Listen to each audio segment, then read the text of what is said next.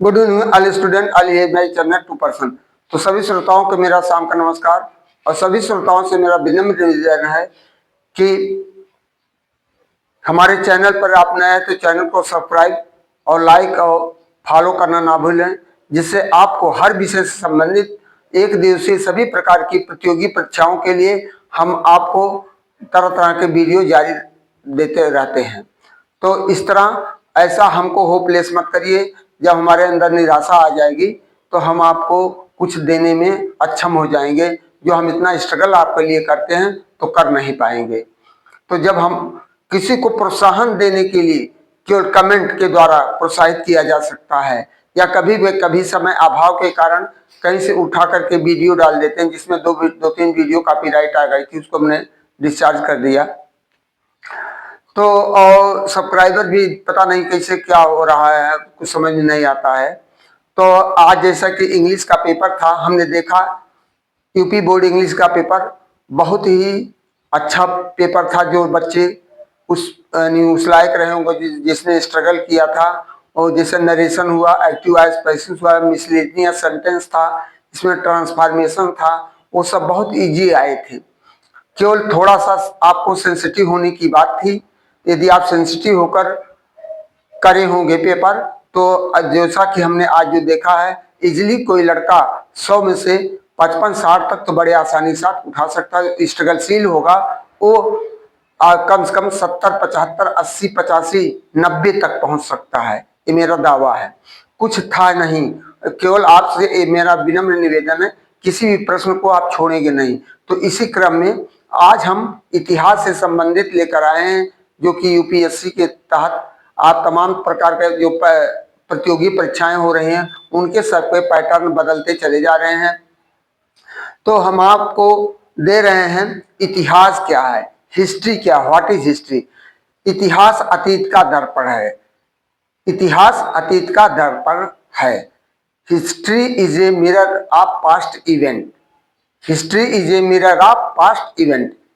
तो जिस तरह से दर्पण के सामने आप खड़े हो जाएंगे, उसी तरह से यदि आप इतिहास के पन्नों को आप पलटेंगे तो बीती हुई घटनाओं का आपको चित्रण दिखाई पड़ेगा, जैसा कि आप मिरर में अपने चेहरे को देखते हैं। तो यहाँ हमने दिया है कुछ अलग से और जोड़ा है इतिहास, हिस्ट्री। इतिहास केवल अतीत का अध्ययन मात्र नहीं है। इतिहास केवल अतीत का अध्ययन मात्र नहीं है, अपितु वर्तमान में रहकर निष्पक्ष स्रोतों के द्वारा मानव के संपूर्ण अतीत का बहुपक्षीय एवं प्रेरक अध्ययन है। क्या है? बहुपक्षीय एवं प्रेरक अध्ययन है। अब समय के अतीत की घटनाओं को देखने की दृष्टि में निरंतर परिवर्तन इतिहास की विशेषता है। समय के अतीत की घटनाओं को देखने की दृष्टि में निरंतर परिवर्तन इतिहास की विशेषता है। इतिहास वर्तमान एवं भविष्य, इतिहास वर्तमान एवं भविष्य दोनों को प्रेरित करता है। शास्त्रों में अथर्ववेद में इतिहास को 5वां वेद कहा गया है। इतिहास के पिता यूनानी विद्वान हेरोडोटस हैं। इतिहास के पिता यूनानी विद्वान हेरोडोटस हैं। इतिहास के स्रोत, इतिहास के स्रोतों में इतिहास के निर्माण में मुख्य रूप से प्रमुख 4 स्रोत होते हैं। इसमें पुरातत्व, साहित्य, यात्री विवरण एवं सिक्के। जो जैसे जैसे राजा आए हैं अपना अपना सिक्का जारी किए हैं, और यात्री जो आए हैं यहाँ से, जैसे हुनसांग आया, चीन यात्री था, इस तरह इब्न बतूता और इस तरह से तमाम यात्री आए हैं जो कि अपना सब दर्शाए हैं। तो इस प्रागैतिहासिक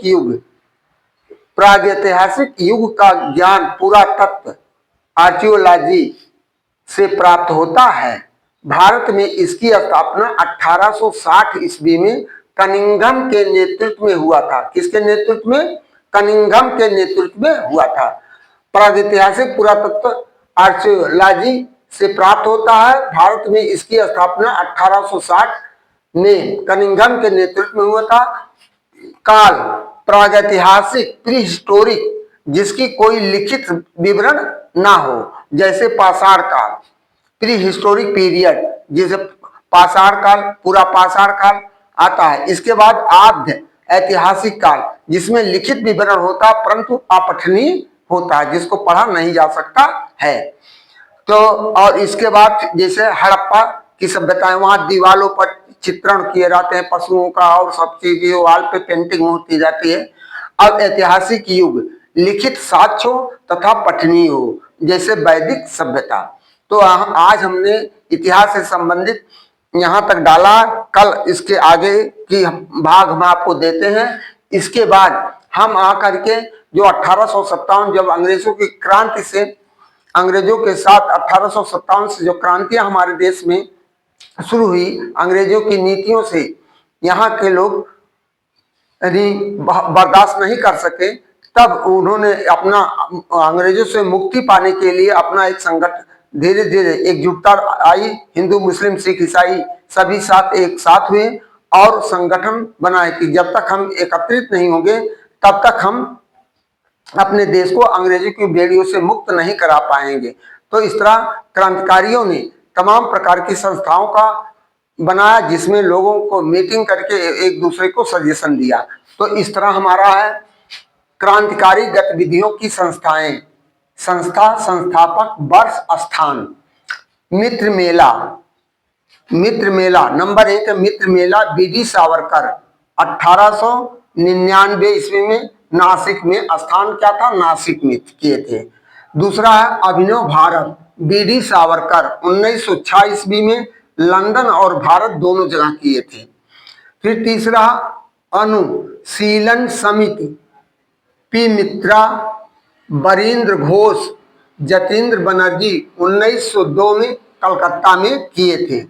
युगांतर, चौथा है युगांतर बरीन्द्र घोष, भूपेंद्र दत्ता 1906 में कलकत्ता में किए थे। पांचवा है भारत स्वशासन समिति श्यामजी कृष्ण वर्मा, श्यामजी कृष्ण वर्मा 1905 में लंदन में किए थे। छठा है India house, India house Shyamji Krishna Verma 1905 में, ये भी लंदन में किए थे। फिर सतवां है अंजुमाने मुहिबाने वतन सरदार अजीत सिंह, इनका सन तो नहीं दिया गया था लेकिन लाहौर में किए थे। 8वां है इंडिया सोसाइटी मैडम कामा, मैडम कामा ने की थी 1906 ईस्वी में पेरिस में। फिर 9वां है Hindu association of America Sohan Singh Bhavna, Sohan Singh Bhavna 1916 ईस्वी में पोर्टलैंड में किए थे।